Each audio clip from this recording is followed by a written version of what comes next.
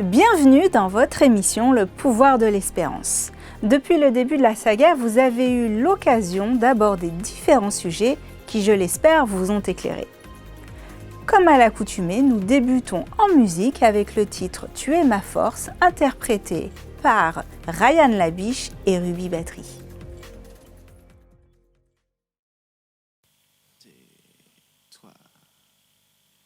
Tu es la source de mon bonheur, tes bontés me rassurent. Nul n'est comme toi, Seigneur, je t'aime. Ton amour n'a pas de fin, malgré toutes mes erreurs. Tu manifestes ta bonté sur tes enfants. Dieu, source de bonté pour moi, tu combles ma vie d'amour. Dieu, source de bonté pour moi. Dieu, tu es ma force. Tu es la source de mon bonheur, tes bontés me rassurent. Nul n'est comme toi, Seigneur, je t'aime. Ton amour n'a pas de fin, malgré toutes mes erreurs. Tu manifestes ta bonté sur tes enfants. Dieu, source de bonté pour moi. Tu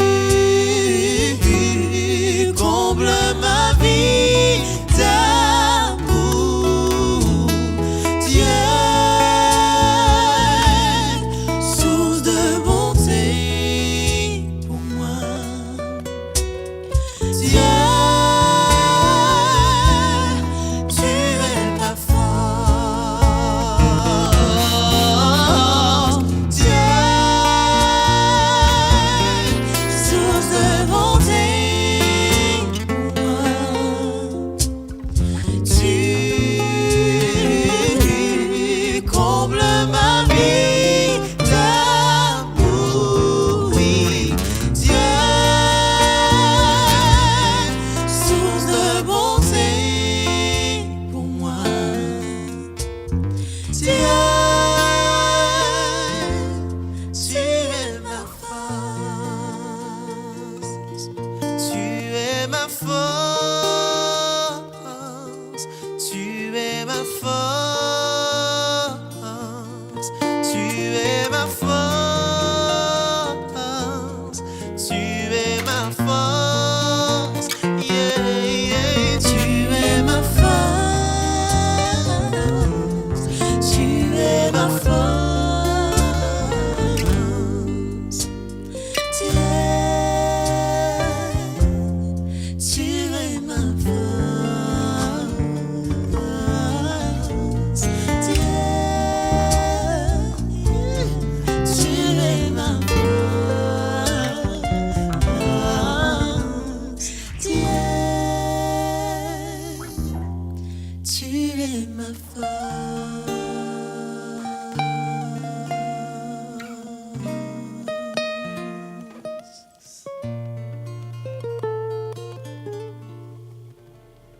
Merci Ryan et Ruby pour ce très beau chant qui me rappelle une citation de Daphné du Maurier « La fontaine de l'espoir ne tarit jamais le cœur des hommes ». Tout de suite, votre étude biblique avec le pasteur Eddy Michel Carpin. Quant à nous, on se retrouve demain, même heure, même chaîne.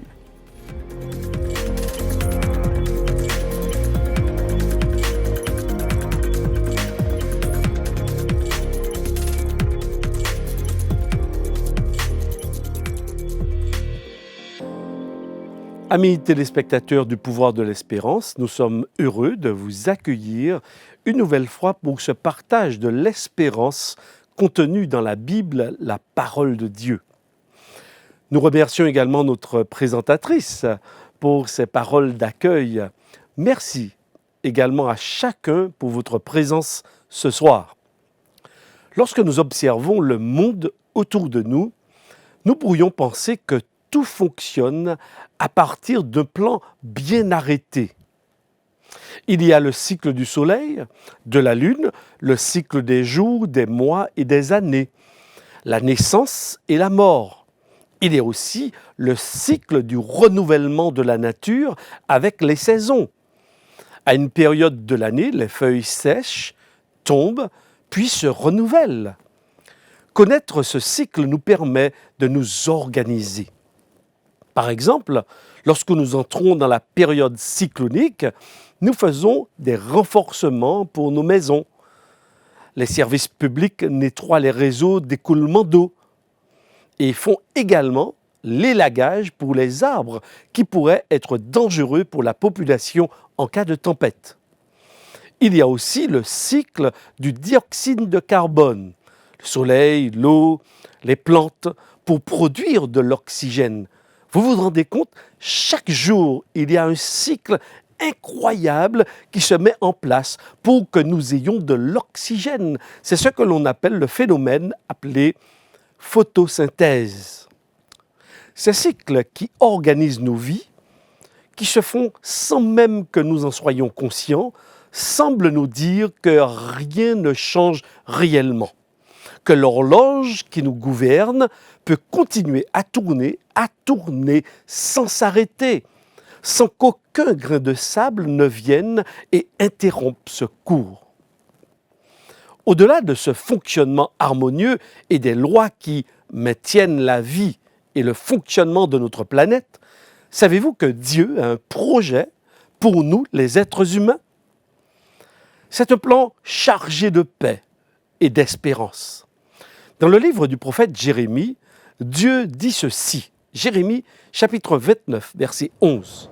« Car je connais les projets que j'ai formulés pour vous, dit l'Éternel, des projets de paix et non de malheur, afin de vous donner un avenir et de l'espérance. » Jérémie était un homme de Dieu qui a vécu à l'époque où le roi de Babylone avait envahi la Palestine et il déporta le peuple d'Israël biblique vers d'autres territoires, dont celui de Babylone.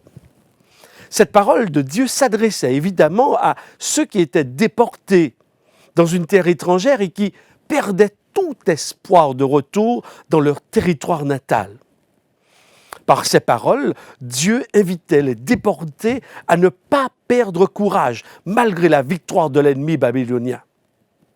La perte de leur territoire n'était qu'une vue à court terme. Dieu, lui, avait la solution. Il savait que l'exil ne durerait pas toujours et qu'il rendrait le cœur des futurs rois de Babylone, puis de la Perse, plus clément envers le peuple et que ce dernier reviendrait reprendre possession du territoire de la Palestine. À la lumière du Nouveau Testament, nous comprenons que cette parole ne peut s'adresser uniquement au peuple d'Israël historique. Bien au contraire, elle s'applique plus globalement au plan de Dieu pour l'humanité entière.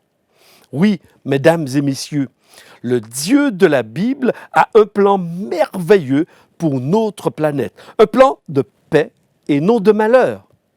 Le livre de la Genèse nous rapporte que Dieu créa les cieux et la terre, qu'il y plaça les arbres, les plantes, les animaux, l'eau, les astres et bien sûr les êtres humains. Au départ, la création de Dieu était parfaite.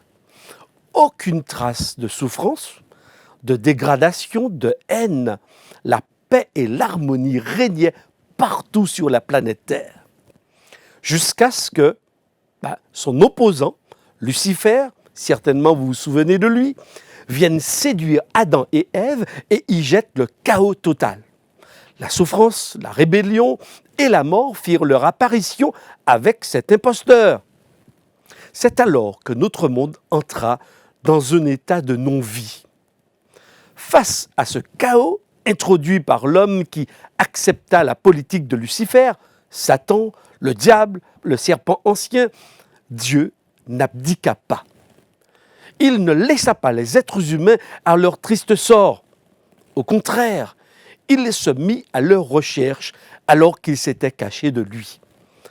Le texte de la Genèse, dans le chapitre 3 et les versets 9 à 10, nous rapporte un petit peu ce qui s'est produit juste après que l'homme et la femme aient pris ce fruit défendu. L'Éternel Dieu appela l'homme et lui dit « Où es-tu » L'homme répondit « J'ai entendu ta voix dans le jardin et j'ai eu peur parce que j'étais nu. Alors je me suis caché. » Non, Dieu ne les a pas recherchés pour les gronder ou leur faire la morale. Dieu les a recherchés car il voulait leur redonner espoir. Il voulait leur proposer son pardon, sa réconciliation. Dieu savait que nos premiers parents avaient enclenché un processus irréversible. Il savait qu'Adam et Ève étaient incapables de s'en sortir tout seuls. Alors, il s'engagea auprès d'eux et leur fit une merveilleuse promesse et leur présenta un plan infaillible, un plan de reconstruction de l'humanité. Ce plan se résume en quelques mots dans le livre de la Genèse, au chapitre 3, le verset 15. « Je mettrai l'hostilité entre toi et la femme, entre ta descendance et sa descendance. Celle-ci t'écrasera la tête et tu lui blesseras le talon. » Notons dans ce texte que Dieu s'adresse non au serpent, l'animal, qui fut utilisé comme une marionnette, mais bien au véritable instigateur de la tentation et de la désobéissance de nos premiers parents. Ce dernier est dévoilé dans sa pleine identité dans le livre de l'Apocalypse et nous avons déjà eu l'occasion de parler de lui. Il est présenté comme le serpent ancien, Lucifer, le diable, Satan et le dragon. Aussi, à la lumière de la venue de Jésus, nous comprenons que ce texte de Genèse chapitre 3 verset 16 représentait déjà le conflit entre Jésus et Satan, un conflit qui conduirait à la blessure de l'un et à l'écrasement de la tête de l'autre. Ce plan était que Jésus vienne lui-même, le Créateur, faire corps avec nous, connaître nos souffrances, nos douleurs et la mort pour nous délivrer du pouvoir de notre ennemi et de son ennemi, Lucifer. En effet, le point culminant de ce conflit étant la mort et la résurrection de Jésus, écrasant ainsi définitivement la tête du serpent. Lisons ce qui suit dans l'Épître aux Hébreux, au chapitre 2, les versets 14 et 15. « Puisque ces enfants ont en commun la condition humaine, lui-même, c'est-à-dire Jésus, l'a aussi partagé de façon similaire. Ainsi, par sa mort, il a pu rendre impuissant celui qui exerçait le pouvoir de la mort, c'est-à-dire le diable, et libérer tous ceux qui, par peur de la mort, retenaient leur vie durant dans l'esclavage. » C'est une véritable bonne nouvelle. L'espoir est permis, mesdames et messieurs.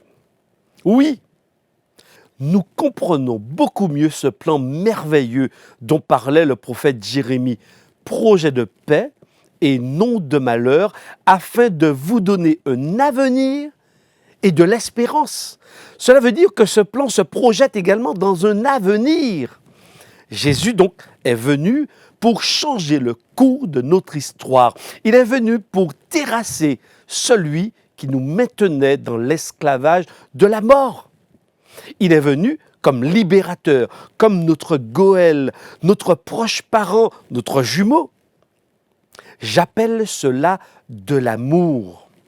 Je crois que nos cœurs se réchauffent en pensant que la mort est vaincue, n'est-ce pas? Oui, C'est la vérité de Dieu pour vous aujourd'hui. Jésus est venu. Cela ne fait aucun doute. D'ailleurs, notre manière de compter le temps, on dit aujourd'hui d'ailleurs 2022 après Jésus, nous donne une indication que Jésus est venu. Jésus s'est incarné et il a accepté d'aller jusqu'à la mort pour nous montrer qui il était vraiment. Non pas le Dieu de la violence, pas le Dieu de la souffrance, pas le Dieu de la mort, pas le Dieu de l'injustice, pas le Dieu de l'oubli, mais le Dieu qui se donne, le Dieu qui accepte d'être flagellé, moqué, cloué sur une croix. Oui, c'est bien lui, Jésus, et il l'a fait par amour pour vous et pour moi. Il a fait pour vous donner espoir. Il a fait car vous avez une valeur inestimable à ses yeux. D'ailleurs, lorsque Jésus rendit son souffle à la croix, des événements spectaculaires se produisirent. L'évangile de Matthieu nous rapporte ce qui suit dans l'évangile selon Matthieu au chapitre 27, les versets 50 à 54. Jésus poussa de nouveau un grand cri et rendit l'esprit. Et voici que le voile du temple se déchira en deux, depuis le haut jusqu'en bas. La terre trembla, les rochers se fendirent, les tombeaux s'ouvrirent et les corps de plusieurs croyants qui étaient morts ressuscitèrent. Étant sortis des tombes, ils entrèrent dans la ville sainte après la résurrection de Jésus et apparurent à un grand nombre de personnes. Ces résurrections montrent que la mort de Jésus a un sens. Elle signifie quelque chose. Elle n'est pas comme toutes les autres morts des êtres humains. Paradoxalement, la mort de Jésus n'annonce pas sa défaite, mais sa victoire sur la mort. Et elle annonce aussi la victoire sur la mort pour tous les croyants. N'est-ce pas là où se trouve la véritable espérance? Savoir qu'il y a en Jésus la solution sur la mort. Jésus fut mis au tombeau et plusieurs personnes vérifièrent qu'il y était bien. Mais le dimanche au petit matin, lorsque les femmes qui avaient préparé des aromates afin d'embaumer le corps se rendirent au sépulcre, elles constatèrent quelque chose d'inhabituel. Les témoignages disent que lorsque les femmes arrivèrent au tombeau le dimanche matin, elles trouvèrent la pierre qui était roulée et le tombeau vide. Jésus n'était plus là, il n'était plus dans le sépulcre, alors que les soldats avaient été placés justement à l'entrée devant la pierre pour que personne ne vienne dérober son corps. Les soldats, les femmes, puis les disciples furent les premiers témoins oculaires du tombeau vide. Mais le ressuscité ne resta pas longtemps caché. Il se présenta aux disciples à plusieurs reprises et se montra également à plus de 500 personnes selon l'apôtre Paul pour nous montrer que la mort avait été vaincue et nous donner la preuve qu'il y a une solution à la mort. Cette bonne nouvelle est au cœur du pouvoir de l'espérance. La mort a été vaincue à la croix et la résurrection de Jésus en est la preuve. Mais le plan merveilleux n'est pas encore à son paroxysme, car vous et moi, nous connaissons des personnes qui meurent chaque jour. Cette dernière est bel et bien présente. Alors, pourquoi, puisque la mort a été vaincue par Jésus?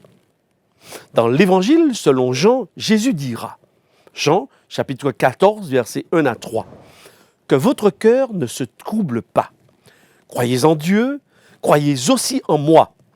Il y a beaucoup de demeures dans la maison de mon Père. Si cela n'était pas, je vous l'aurais dit. Je vais vous préparer une place, et puisque je vais vous préparer une place, je reviendrai et je vous prendrai avec moi afin que là où je suis, vous y soyez aussi. » La troisième partie du plan de Dieu c'est qu'après avoir solutionné le problème de la mort et offert aux hommes et aux femmes la possibilité d'y adhérer, Jésus revienne pour mettre un terme définitif à ce chaos dans lequel nous sommes encore plongés. La seconde venue de Jésus est la fin de cette vie avec tout son cortège et elle marquera le début d'une nouvelle vie.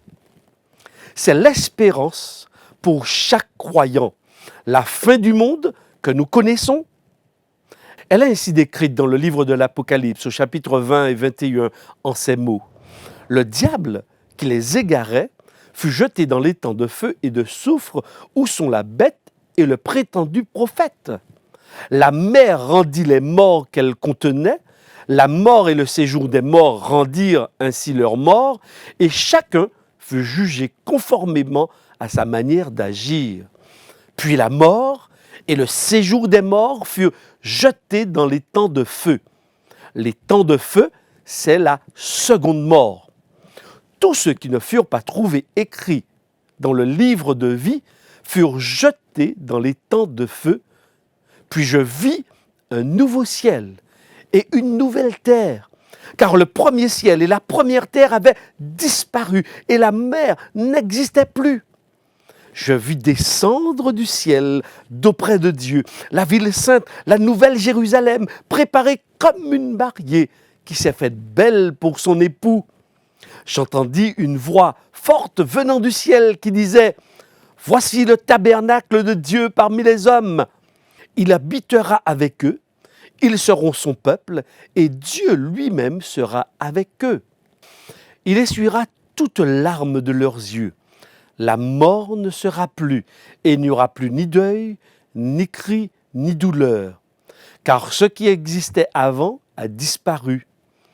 Celui qui était assis sur le trône dit « Voici que je fais toutes choses nouvelles. » Et il ajouta « Écris cela, car ces paroles sont dignes de confiance et vraies. » Le plan, c'est de mettre fin à l'existence de Satan, mettre fin à la mort, mettre fin à tous ceux et celles qui auront suivi le chemin de rébellion contre Dieu. Aujourd'hui, mesdames et messieurs, aujourd'hui, c'est le jour de grâce. Vous et moi bénéficions de la patience de Dieu afin que nous fassions le choix du plan de Dieu. Accueillons ce plan merveilleux et plein d'espoir. L'apôtre Pierre, d'ailleurs, nous dit dans 2 Pierre, chapitre 3, verset 9, « Le Seigneur ne tarde pas dans l'accomplissement de la promesse, comme certains le pensent. Au contraire, il fait preuve de patience envers nous, voulant qu'aucun ne périsse, mais que tous parviennent à la repentance. » Mesdames et messieurs, Dieu a un plan et son plan est infaillible. Plusieurs points de ce plan sont dans le passé. Ils se sont réalisés comme Dieu les avait annoncés. Je vous invite ce soir à tirer profit de la patience de Dieu afin de lui remettre votre vie présente et à venir entre ses mains, car il veut le bien pour chacun de vous. Il veut le meilleur pour vous. Pensez-vous que la suite du plan de Dieu se mettra en place? Pensez-vous que Jésus reviendra mettre un terme à la souffrance, la maladie, l'injustice, la violence et la mort? Êtes-vous prêt à vivre le prochain retour de Jésus? Afin de répondre à ces questions, je vous propose de revenir demain soir. Ce soir, j'ai quelques livres à vous offrir. Les 20 premières personnes qui appelleront recevront ce magnifique livre, L'Ultime Espérance. Appelez dès à présent au numéro gratuit qui s'affiche maintenant. Soyez les premiers à appeler. Je vous souhaite une bonne fin de soirée. N'oubliez pas, Dieu a un plan infaillible pour nous sortir de la situation de détresse dans laquelle nous sommes. À demain, Dieu voulant, même heure, même chaîne.